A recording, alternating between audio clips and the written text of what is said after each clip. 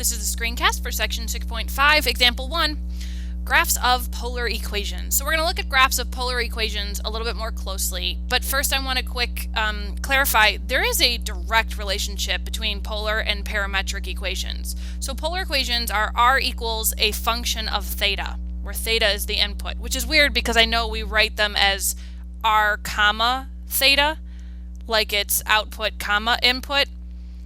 Well, regardless, if r is a function of theta, in section 6.4 we were freezing theta at a specific spot and using that radius to calculate rectangular coordinates.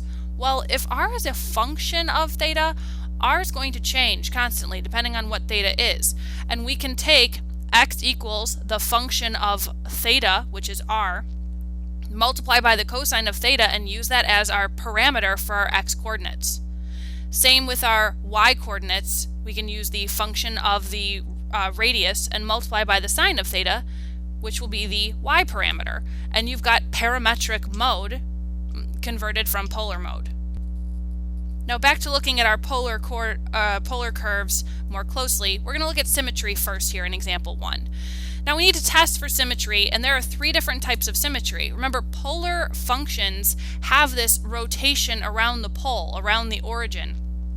So we have a high opportunity for symmetry about the x-axis, symmetry about the y-axis, and symmetry about the origin. Well, symmetry about the x-axis means that for every point above the x-axis, there's going to be one that same distance below the x-axis. So if theta is positive and my value of r is positive, then when theta is negative, my value for r should also be positive because I want it to come out that same direction of the terminal ray from the origin. Now we can look at it the other way too. What if I plug in pi minus theta and I use a negative r value? That point is still going to land opposite the x-axis. So we can use r comma negative theta or negative r comma pi minus theta to test for symmetry about the x-axis. For symmetry about the y-axis, same concept. If I plug in negative theta, then I want my r value to be negative so that my value, or so that the point ends up the opposite of the y-axis.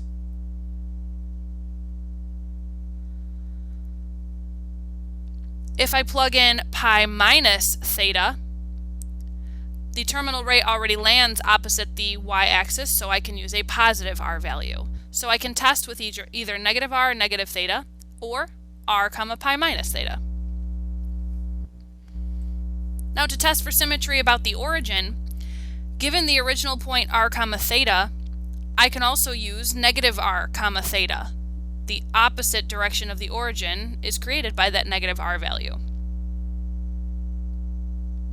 I can also test for theta plus pi, so another halfway around the circle would be a terminal ray opposite the origin, and then so if the r value is still positive, I would get a point opposite the origin. So I can test for symmetry about the origin using either negative r comma theta or r comma theta plus pi. Example 1 wants us to use the symmetry tests, plural, to prove that the graph of r equals 4 sine 3 theta is symmetric about the y-axis. So if I want symmetry about the y-axis, my 2 tests are, okay, let me remember this.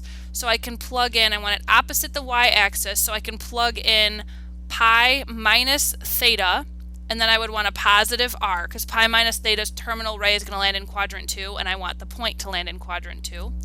Or I can use negative theta, so now my terminal ray is going to land in quadrant 4, which means I would want a negative r value to land in quadrant, for the point in polar to land in quadrant 2. So I'm going to test both of these.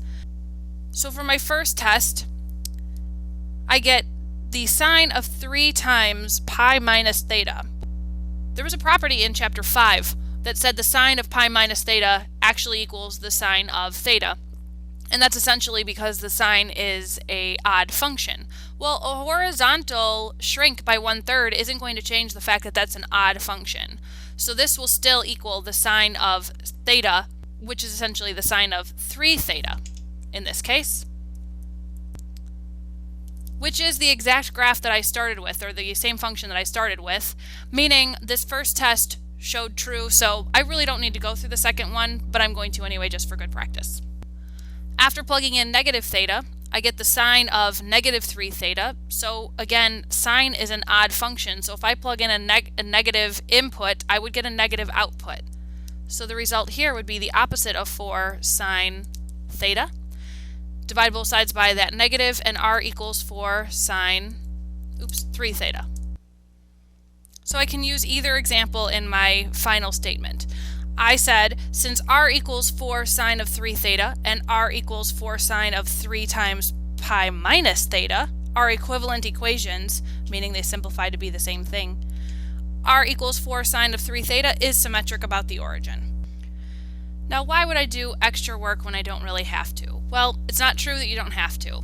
The Now Try problem number 13 shows a great example of why you should be using both tests every time.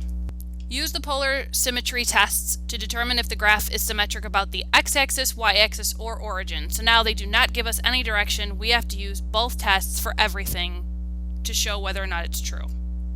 So now I've set up each of my tests and I've plugged in the respective expressions for each test, and I'm then going to simplify. So for the x-axis test, r equals 3 plus 3 times the sine of negative theta. Since sine is an odd function, this will also be 3 minus 3 sine of theta, which is not at all equivalent to the original expression. What about 3 plus 3 sine of pi minus theta? Well, the sine of pi minus theta is also equal to the sine of theta. Then if I solve for r equals negative 3 minus 3 sine theta. Again, not at all equivalent to the original expression. So no symmetry to the x-axis. Now as far as y-axis symmetry, let's see, negative r equals 3 plus 3 sine of negative theta. Well, the sine of negative theta is going to be the opposite of 3 sine theta, because sine is an odd function. Solve for r, and I get an expression, again, not at all equivalent to the original. Now how about r equals 3 plus 3 sine of pi minus theta? Well, in this case, the sine of pi minus theta is just sine, so r equals 3 plus 3 sine theta. We actually do have symmetry here. This first example did not show it, but the second proof did. So we do have y-axis symmetry.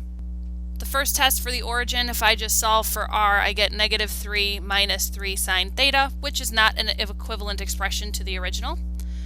And how about the sine of pi, or theta plus pi? That would be the opposite of the sine of theta.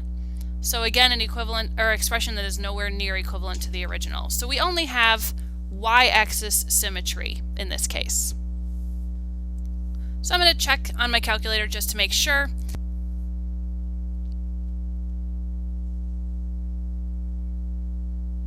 And there it is. I do have y-axis symmetry, but definitely not symmetry about the origin, and definitely not symmetry about the x-axis.